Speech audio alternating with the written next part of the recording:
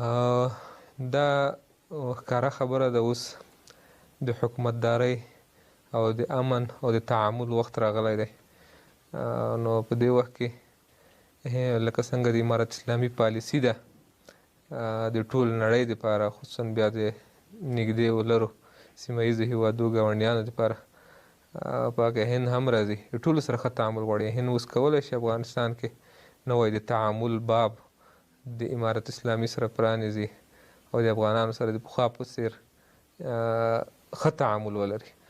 د په مخکې د امارت دروازې په ملګرو ملتونو کې د افغانستان دایمي استازولۍ ته د افغان حکومت نومان سهیل شاهین له یوې هندي رسنۍ سره په مرکه کې ولیدي چې هند د افغانستان له خلکو سره ژورې اړیکې جوړې کړي او په کابل کې د خپل سفارت خلاص کړي.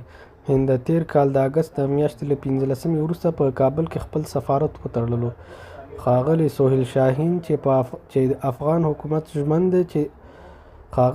شاهین ویلي دي چې افغان حکومت ژمن دی چې د هند سفارت خلاصولو سره د هندي ډیپلوماتانو امنیت تضمین کړي.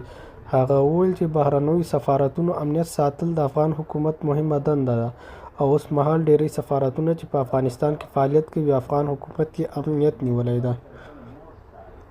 سهیل شاهین په وینا افغان حکومت پر هغو پروژو چې هند پیل کړي وي اوس یې کار په ټپ درېدلی ده. د هند لخوا د بیرته پیلېدو هرکلی وکړ، خو هند د تېر حکومت له چارواکو سره اړیکې نه نیسي او نه دې هم له اوسني حکومت سره اړیکې د هغوی له عینکو جوړوي.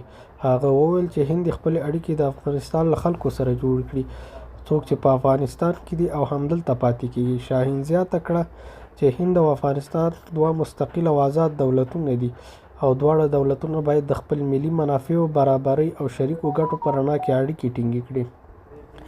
د یادونې وړ ده چې څو ورځې وړاندې انډین ایکسپریس مشهورې هندۍ او د هند حاکم حکومت ته نږدې ورځپاڼې په یو راپور کې ویلي چې هند په افغانستان کې د ډیپلوماتیک حضور ساتل غوره. د یادونې وړ ده چې څو ورځې وړاندې انډین ایکسپریس مشهورې هندۍ او حاکم حکومت ته نږدې ورځپاڼې په یو راپور کې ویلي وو چې هند په افغانستان کې د ډیپلوماتیک حضور ساتلو کې غور کوي. یادې ورځپاڼې لیکلي وو چې د فبرورۍ په میاشت کې د امنیتي مسؤلینو یو ټیم کابل ته سفر کړی څو په کابل کې عملاً حالات ارزیابي کړي.